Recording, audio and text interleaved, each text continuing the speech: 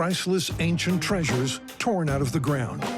Precious art ripped from walls and sold to the highest bidder.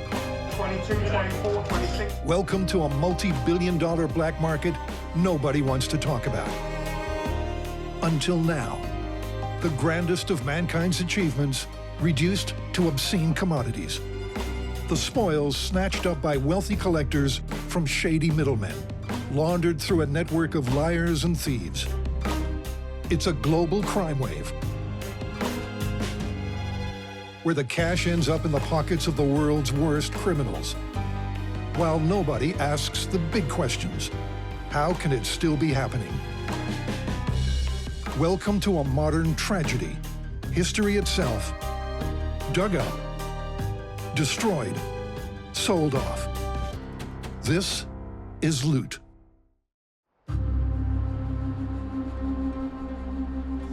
Cambodia, a land of lush jungles, lost cities of gold, and deadly secrets. A place where beauty meets brutal violence, and where men and women on the run, and with plenty to hide, are seduced by ancient treasure and exotic temptations. If you ask Cambodians, many will say that looting is a cursed business. They believe the corrupt dealers and collectors raiding hidden jungle tombs will one day pay a heavy price.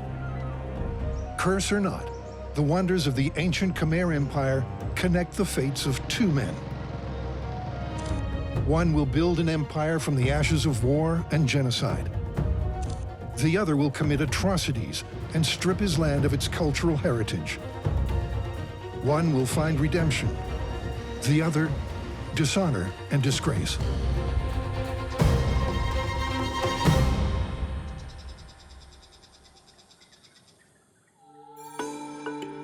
Historically, Cambodia straddles trade routes that link China to India and the rest of Southeast Asia. Its geography makes it rich.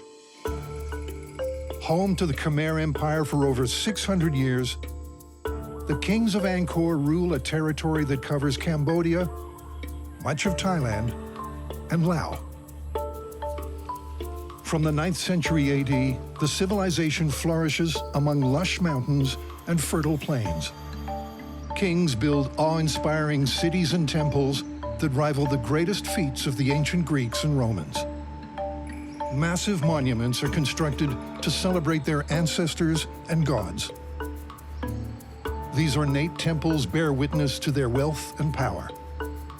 They're a political statement.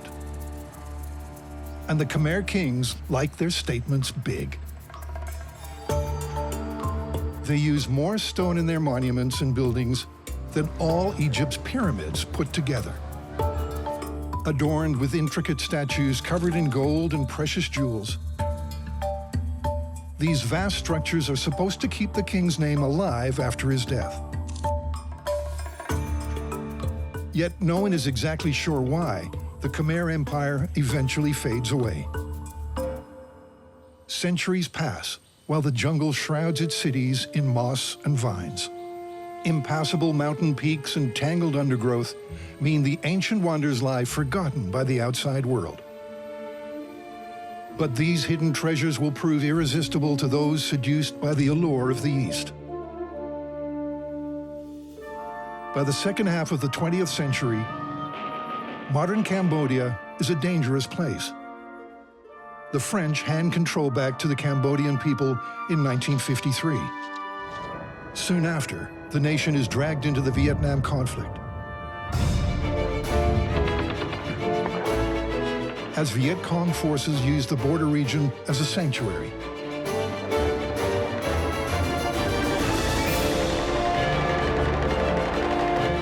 A 1970 coup ousts the prime minister, and the civil war that follows is anything but civil. In 1975, Pol Pot and his Khmer Rouge joined forces with the Vietnamese communists to seize power. Any student of history will know that the 70s for this region, particularly for Cambodia, were very difficult times. In the 70s and the 80s and even the early 90s, when there was a lot of armed conflict going on. Part of this was the Khmer Rouge period in Cambodia, extremely brutal. And Cambodia earns its name as the Killing Fields. 1 in 5 Cambodians are murdered during Pol Pot's brutal 4-year regime. After the Khmer Rouge is toppled in 1979, they retreat into the jungles and fight a bloody guerrilla campaign that runs for another 2 decades. By the time they're done, 2 million Cambodians will be dead.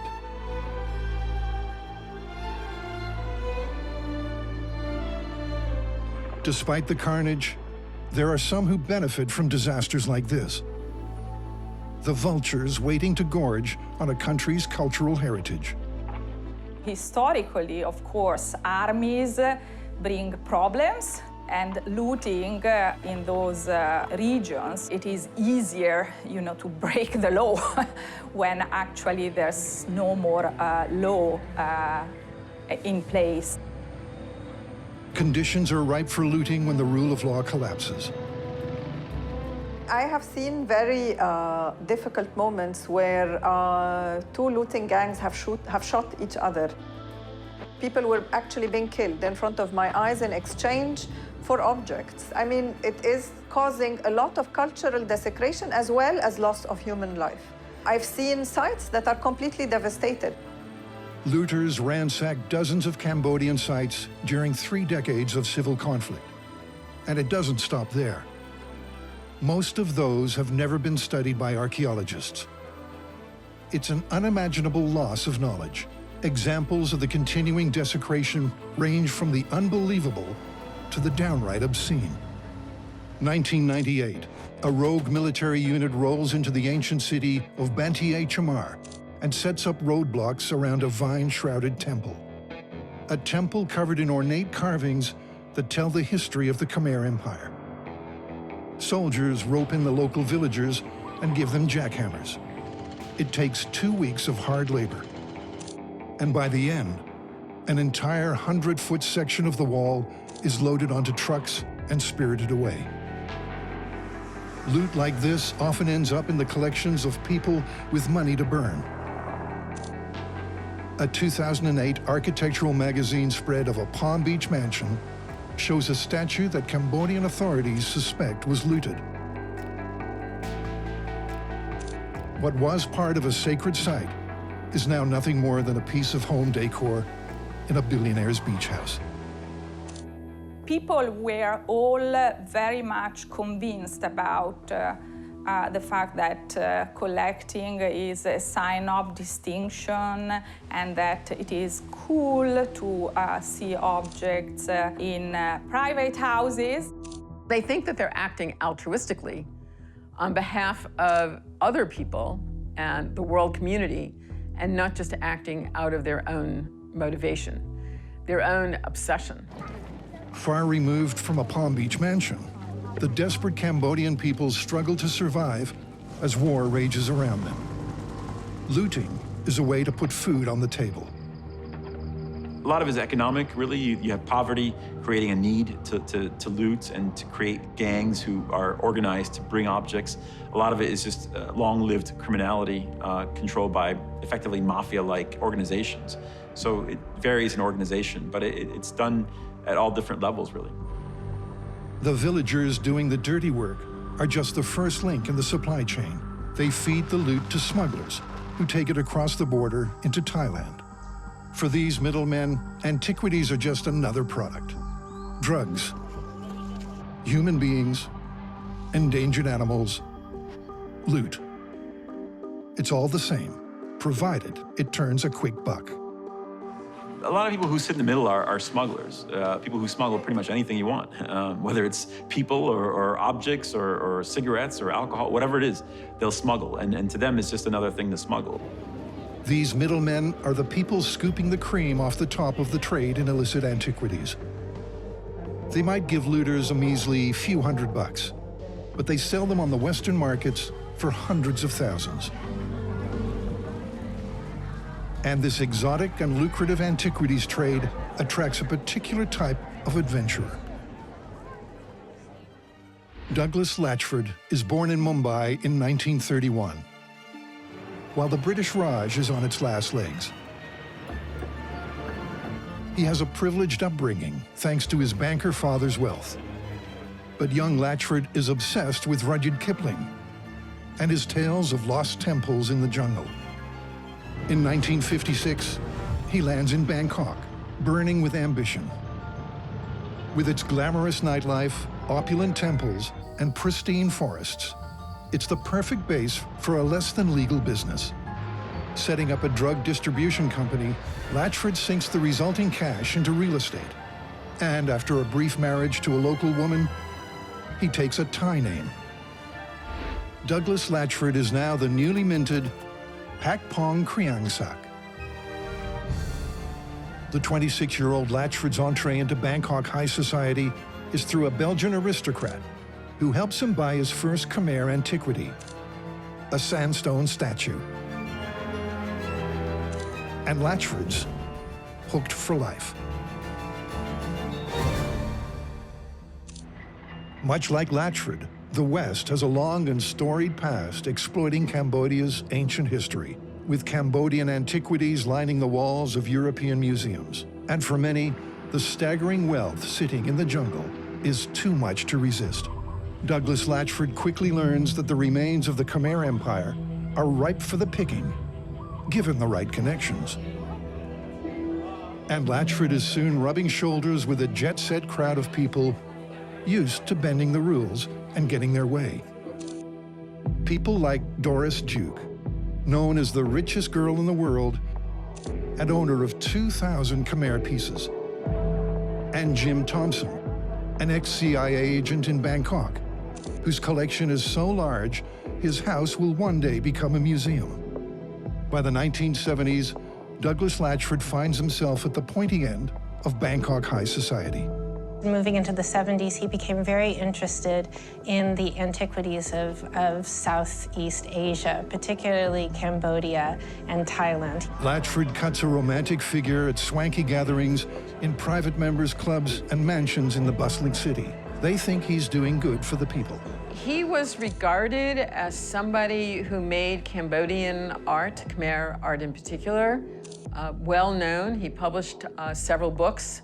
And he was quite well regarded, even to the extent that Cambodia gave him honors for his work in making Cambodian art known outside of Asia. Latchford also gets himself a name as an intrepid explorer by taking his interest in Khmer art right to the source. He travels along rutted jungle tracks to the places he calls his open-air encyclopedia. The 11th and 12th century Khmer temple ruins in northeastern Thailand. Latchford believes there's a deeper reason for his obsession with Khmer art. Two Buddhist priests tell him he was Khmer in a previous life, and that the antiquities he collects used to belong to him.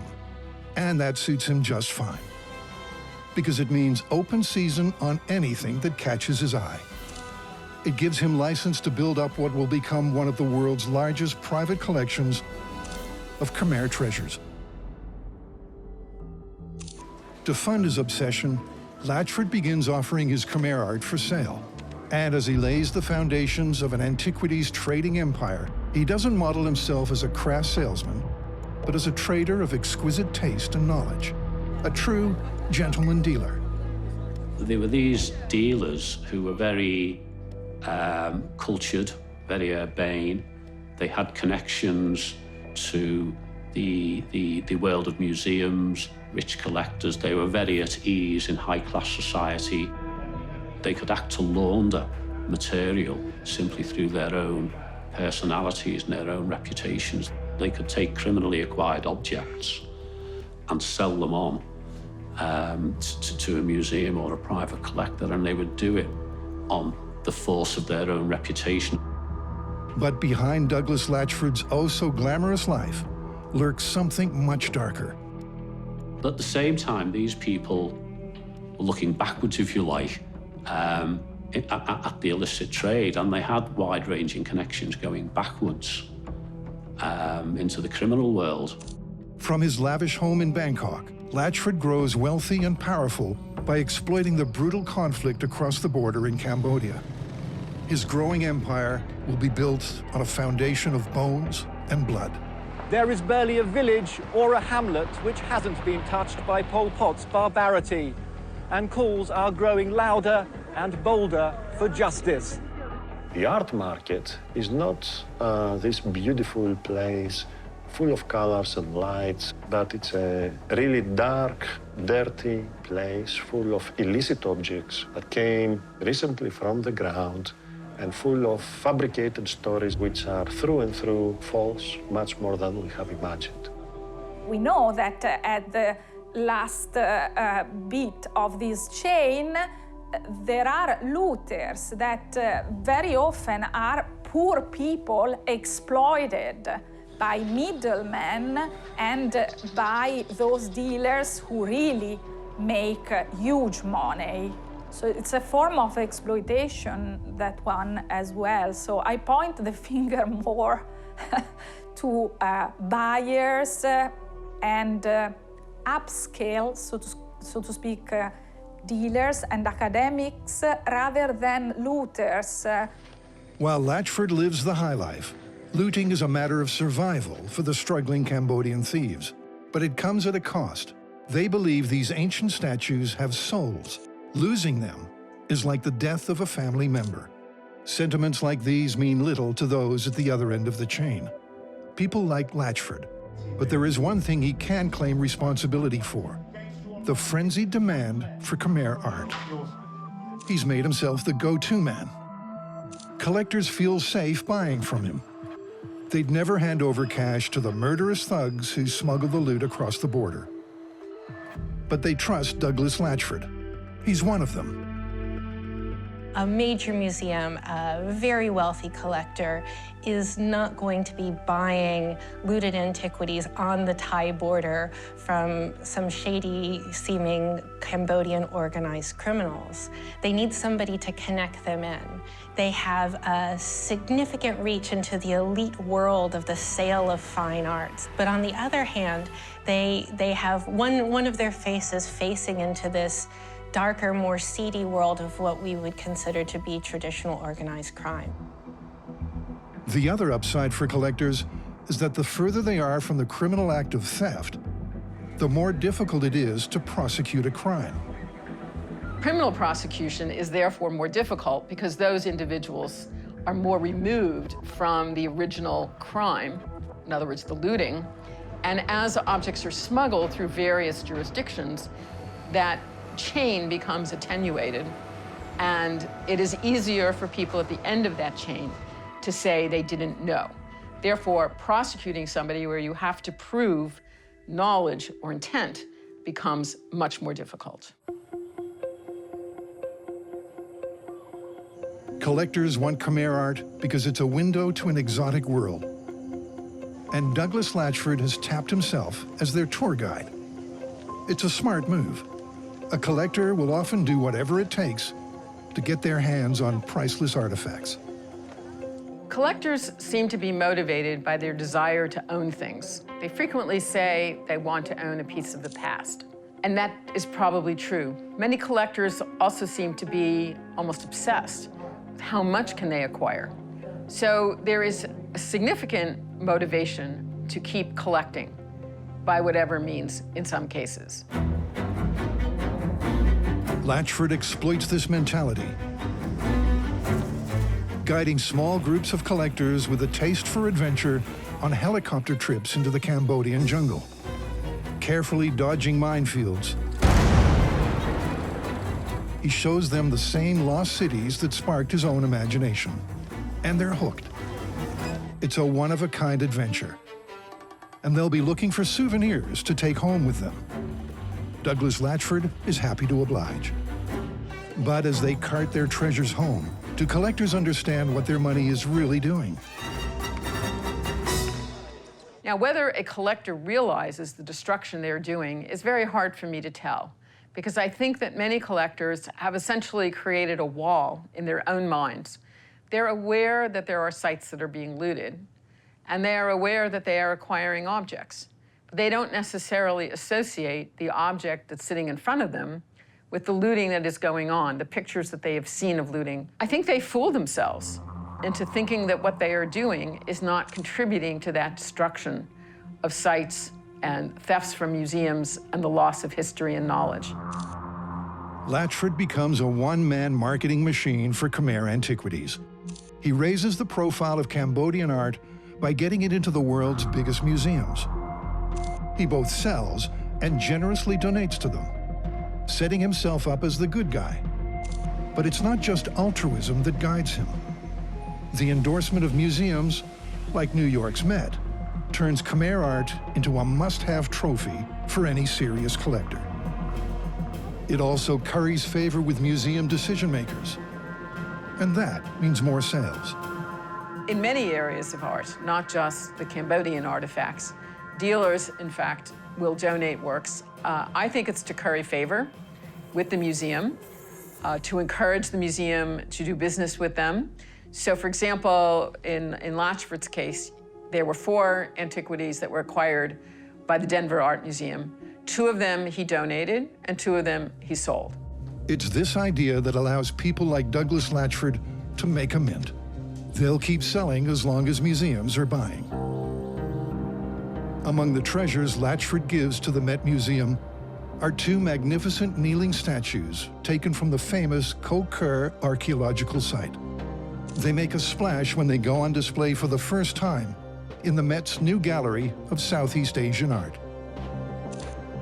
A reviewer at the time questions how the objects on display have traveled from their strife-torn homes to land in the lap of a rich American museum. It's a very good question.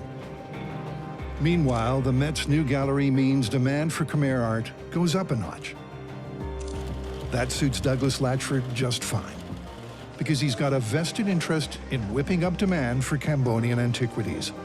Not only is he selling Khmer art, he's building up a private collection of his own that rivals that of Cambodia's own National Museum. And feverish demand means the value of his collection has gone through the roof. Douglas Latchford doesn't see a problem with that. He justifies collecting because he figures he's saving Khmer culture. Latchford certainly viewed himself, or presented himself, as helping to save Cambodian culture. The problem with that is the question of whether the cultural objects would have been under threat if he had not been providing the incentive to loot them. It's a catch-22. Latchford might be saving Khmer artifacts from destruction, but would looting be a thing if not for Latchford's money? He was encouraging them to loot, particularly from a site called Koh Ker, which at the time was newly discovered. If he had not been willing to buy these objects, would they even have been threatened? Would they have been looted? Would they have been hacked off of their foundations and their bases? Latchford thinks it's his right, because he introduced Khmer art to the world. There are plenty of people who agree with him. The former director of the Met, Philippe de Montebello, credits the black market with saving many priceless antiquities. This idea of we are saving the object is actually a bigger crime, because you are destroying the whole site in exchange of the object that you want to keep in your cabinet of curiosities. If these items move into the private market, there's no guarantee they're going to be protected either. Think of it this way. If I walked out of here, bought a South Asian antiquity in an antiquities dealership, which would actually be easy for me to do, I can then take it outside and smash it. There's nothing that stops me from doing that. As my property, it becomes my right. Many people believe a looted object taken out of context is just an object. No matter how beautiful, its meaning is destroyed. You take an item from there and you display it all by itself or with another collection, maybe connected to it or not even connected to it, just because it looks pretty. And you just have an aesthetic object, but there's no history, there's no collection. It's dead, it's just a dead artifact. People tied up in the illicit antiquities trade are butchering knowledge without regard for the consequences. And the collectors who buy their loot, they're no different. Their obsession with buying things, their obsession that what they are doing is the right thing, that they are saving objects, and that they, in fact, have a superior right. But the large-scale collectors, the museums, smaller-scale collectors as well, believe that they have the right to do what they want to do. And they believe they are above the law. Not that Douglas Latchford agrees with any of this. He thinks he's on a righteous crusade and denies any involvement in looting. As far as he's concerned, he's doing Cambodia a service. One of Latchford's biggest contributions are the 3 books he publishes about Khmer art. The first, released in 2003. Ironically, he dedicates them to the Cambodian people. They're groundbreaking works, lavishly illustrated with many previously unknown Khmer masterpieces. Lots of them belong to Latchford, and others are in anonymous private collections.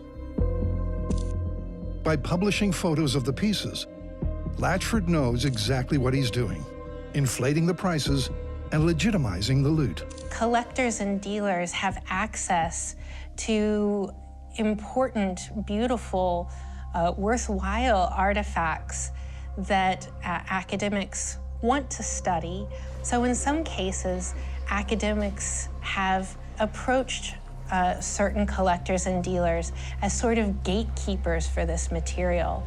This is more and more seen as ethically unsound because, on the one hand, it supports a market for illicit antiquities, validating this illicit trade and often increasing the value on the market of the objects that are studied. We need to ask questions, right? We need to be sure that these antiquities has come on our desks through legal channels, legal and ethical channels. If that is not the case, we must refrain from studying or publishing these objects because our contribution to the study of such items would make them more respectable, in a sense. The Cambodian government acknowledges the importance of Latchford's books. They're seen as an inventory of Cambodia's stolen cultural heritage. Local officials and historians rely on the books as archives of treasures they've never seen in the flesh. It's impossible to ignore the scars of looting in the illustrations. Shorn-off heads, jackhammer marks, amputated limbs. Eventually, it will be shown that Latchford disguises the shady history of many of the artworks in his books with fake backstories published as provenance. Provenance is absolutely everything in archaeology. It's where it was found, in what country, in what place, in what location, its whole history. Just one object can tell you an enormous amount if you know where it came from and what surrounded it. He also physically modifies them so they can't be traced back to their find sites. Latchford is now basking in the esteem he's earned in Cambodia and the good works he's doing. He's lining up Cambodian citizenship and has plans to retire near Angkor Wat. It's the perfect spot for someone who thinks he's the reincarnation of a Khmer king. He chips in to provide lighting for the National Museum, and Cambodian cultural officials refer to him as respected teacher and elder brother. But as time goes by, there's a growing feeling in the government that he's holding Cambodia to ransom. Cambodians want the treasures in his personal collection back, but they need to tread carefully. Authorities are worried if things go wrong, the items might disappear forever. It's not about money for the Cambodian people. It's a question of culture and identity. I used to think that institutions like the British Museum or other major museums do a great service, and they still sort of do in some ways. But I also recognize that the objects they hold are robbing people effectively of their heritage. And I think people have the right to their objects. The background thinking is always there. That is, we are saving these objects from those countries which we think are unable to take care of their own cultural heritage. Seeing the kind of damage that this has caused to cultural heritage in terms of either its monuments, its sites, and also the effect it has on people, local populations, and the fact that this kind of inability to connect to their own history for a variety of different reasons. The Cambodian authorities, although suspicious, are playing nice for the cameras. But behind the scenes, they have a secret weapon. A man known as the Lion, responsible for much of Cambodia's cultural carnage. The Lion tells officials he wants the artifacts he looted to come home, and reveals the beneficiary of some of the most precious things he stole back in his heyday. That's right, Douglas Latchford. So how does the Lion find his way from poverty to the high-stakes world of international smuggling? Born in 1959, he grows up in a remote Cambodian village. He's just a kid when civil war grips the country, but the Khmer Rouge sign him up anyway. The communist insurgents force him to kill civilians. Horrified, he flees and seeks refuge in a sacred mountain sanctuary. It's there that he discovers an ancient cemetery and unexplored temple. When he emerges from the jungle a year later, he carries with him some priceless artifacts. Lion realizes their value when he starts bartering at the Thai border. Live cattle? They earn him shirts and batteries. But the antiquities? He's given hard currency for them. It's a valuable lesson. Although he never went to school, the Lion is smart. And he goes to work exploiting this newly discovered resource. By the 1990s, he's got teams digging for him across the country. He comes up with code words to communicate with them. Going dancing means raiding a temple. Finding bricks, that means digging up bronze artifacts.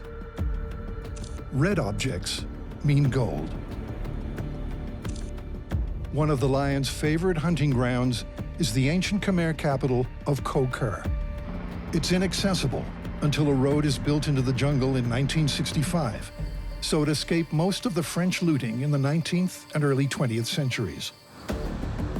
But the new road brings in visitors, and not all of them arrive with good intentions. With 76 temples and a 7-story pyramid at the heart of the city, it's a looter's paradise.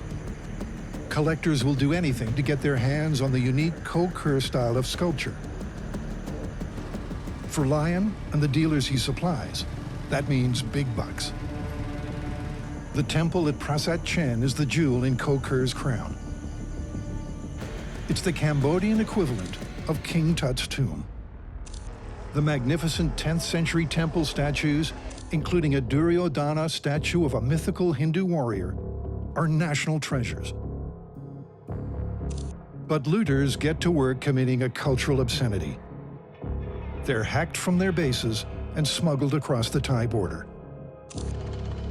It's carnage, and Cambodian authorities are fighting a losing battle against the ruthless and well-equipped looters. But then, their luck changes. The Lion has a change of heart. It seems he's seen the light. Karma's a big thing in Cambodia, and the Lion has just discovered he has cancer. The weight of what he's been doing weighs on his conscience, and a recent experience, the discovery of human bones beneath a statue he was looting, has left him shaken. So he starts talking. He's not willing to reveal his identity, But he provides Cambodian authorities with a treasure trove of information, detailing where and what he looted over the decades. We lost a lot. Now we try to get back, to rebuild. Cambodian authorities are desperate to know how the loot gets to its destination. And the Lion joins the dots for them. He tells them that most of the objects he steals are sold through a middleman in Thailand, known only as the Sleeping Giant. The Giant passes the loot on to a dealer in Bangkok, who is at the apex of the local trafficking network. A link between the brutal criminal underworld of Cambodia and the collectors and museums he supplies. And who is this dealer supposedly receiving goods from the Sleeping Giant? Douglas Latchford. The Lion describes how he takes photos of the temple treasures and passes them on to Latchford through the Sleeping Giant. Latchford would then allegedly pick the targets. Lion points to a picture in Latchford's book. He knows the sandstone statue of the Hindu god Skanda riding a peacock, because he hacked it from the ruins at Koh Ker and carried it to the Thai border in an ox cart. He proves his claim by leading archaeologists to its base in the temple of Prasat Kratchap. The information also reveals how much it's worth to get Latchford's stamp of approval and a publication in one of his books. Lion was paid just $600 for the statue, while Latchford sells it to a private collector for $1.5 million. People start asking uncomfortable questions, and Douglas Latchford battens down the hatches. But it might be too late. Another looted statue from Koh Ker further erodes Latchford's crumbling empire. In 2011, a familiar face appears at Sotheby's. Dubbed the Athlete in the auction catalog, it's described as one of the greatest masterpieces of Khmer art. Its estimated value, $2 to $3 million. But a French archaeologist recognizes the stumps where the statue's feet should be. They fit a pedestal looters left behind at Koh Ker. The much sought-after Duryodhana has resurfaced. The investigation of Douglas Latchford seems to have started in about 2011. So the US government's investigation of the sculpture that Sotheby's was offering in New York seems to have led to more investigation of Latchford himself, through whose hands the sculpture had come. The Cambodian government alerts US authorities, and the statue's pulled from the sale. Law enforcement starts investigating. Where did the statue come from? And who put it into auction? But they come up against a brick wall. Auction house secrecy is the bête noire for anyone fighting the illicit trade in antiquities. There is very little information given out about who owns antiquities and who is selling antiquities, or indeed who is buying antiquities. And I think quite a lot of that has quite deep historical roots. People generally think that, their own financial affairs are their own business. They don't see why it should be revealed how much they are paying for an object. But then you have to ask, in this day and age, with what we know of armed groups such as Daesh, who are profiting from the antiquities trade and the human cost of the antiquities trade, are these reasons good enough? In America, the laws that apply to a mom-and-pop pawnbrokers don't apply to Sotheby's or a high-end art dealer like Douglas Latchford. Nobody knows who is buying or selling the things at auction or in a commercial gallery. And that makes it an easy way to hide an illegal transfer of funds. In early 2021, Congress enacted an amendment to the Bank Secrecy Act. Bank Secrecy Act is what requires a financial institution to report certain transactions, called suspicious activity, to the government, and also requires the financial institution to obtain certain information about the client with whom they are working. But by and large, the art market is not subject to that type of regulation. So there's no requirement to maintain certain financial records, no requirement to maintain records of who your clients are or particular objects that are sold. U.S. lawmakers are pushing for reform of the Bank Secrecy Act. The reasons for greater transparency are made clear when authorities look into how Duryodhana ended up at Sotheby's. For a start, there are big problems with its provenance, the historical record of an object. Checking provenance should be at the top of the list for auction houses, in theory. But 70% of the Cambodian antiquities sold at Sotheby's between 1988 and 2010 have no ownership history listed at all. Those that do are often bogus. And the ownership history of the Duryodhana is exactly that. What Douglas Latchford did was purchase these items potentially in Cambodia itself, potentially in Thailand after these items had been smuggled across the Thai border, and provided a convenient backstory for them. At times he would find what we would call a false provenance, a plausible story that masked the illicit origins of these pieces. And this was an extremely important part of the smuggling of these antiquities because it gave a plausible backstory for their sale. As authorities investigate, Sotheby's is in full denial mode. But U.S. officials find evidence that the auction house suspected there were problems with the Duryodhana from day one. For a start, it's alleged Sotheby's staff knew about the matching feet at Koh Ker. An external report stated the statue had most likely been looted. And there was internal debate about how to downplay the statue's importance when Sotheby's informed the Cambodian government about the sale, as they were obliged to do. What reason would there be for ignoring so many red flags? Well, money. If Sotheby's had sold the Duryodhana for $3 million, it could have raked in close to $1 million in buyers and sellers' fees.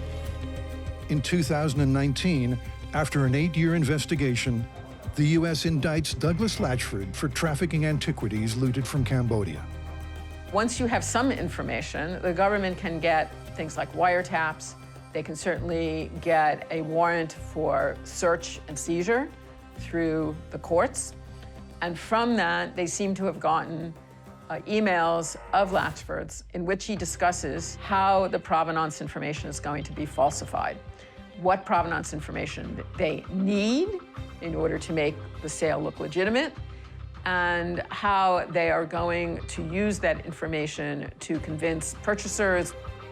What we see a lot of is collectors depending on ambiguities in the provenance histories of the objects they're buying, the background and history of a piece, its ownership history, where it came from, how it was exported and imported, to almost form their own backstories of why this piece is okay, even if other pieces aren't. This is extremely risky.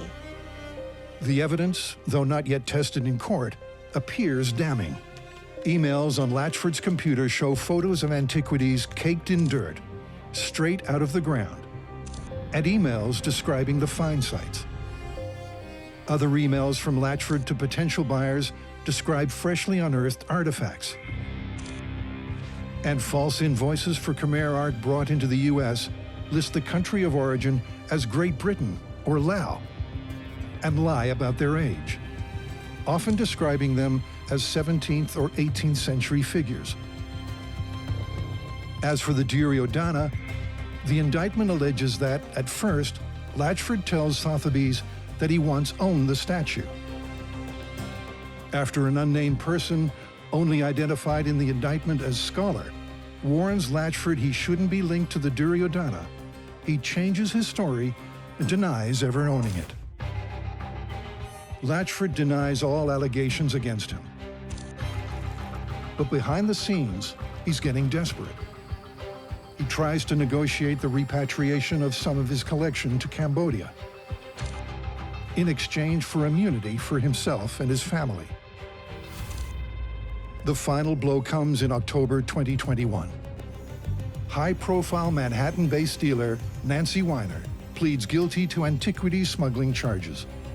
She admits to buying stolen relics from Douglas Latchford and selling them with fake provenance to prestigious museums and through major auction houses.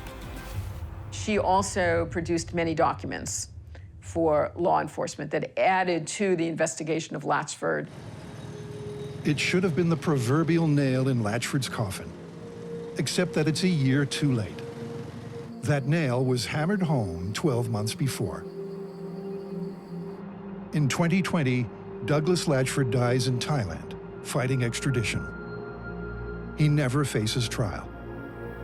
Latchford escapes justice and is laid to rest in northern Thailand at a Buddhist funeral with an open pyre. His only child, a daughter, inherits everything, including his collection of more than 100 pieces of ancient Khmer art. She describes it as a burden. His daughter has agreed to return the objects to Cambodia, and that is a process that is now happening. The man who turned against Latchford, the Lion, is revealed to be an ex-Khmer Rouge commander named Toek Tik. U.S. investigators announce in November 2021 that they have evidence that seems to confirm his relationship with Latchford. They find pictures of Toek Tik's daughter's house with a freshly unearthed statue out the front stored on the dealer's computer. Toek Tik identifies more than 100 stolen Khmer antiquities that he claims he looted in museums and respected private collections around the world. The Met holds at least 12 relics once owned or brokered by Latchford. Another 15 are in the British Museum, the National Gallery of Australia, the Denver Museum of Art, and the Cleveland Museum of Art. Just because they pass through Douglas Latchford's hands doesn't necessarily mean they're all looted, but it warrants a very close look. Toek Tik continues to assist authorities for 2 years, until his death in December 2021, after contracting coronavirus. Duryodhana also finds his way home, along with the kneeling attendants from the Met. For Cambodian people, these are not just decorations or cultural curios. Cambodians believe that temple statues like these have souls. They mourn their loss like the death of a family member. It's why their return is so significant. It's why they'll continue to pursue their stolen heritage and protect the treasures that remain hidden in the mists of the ancient jungle.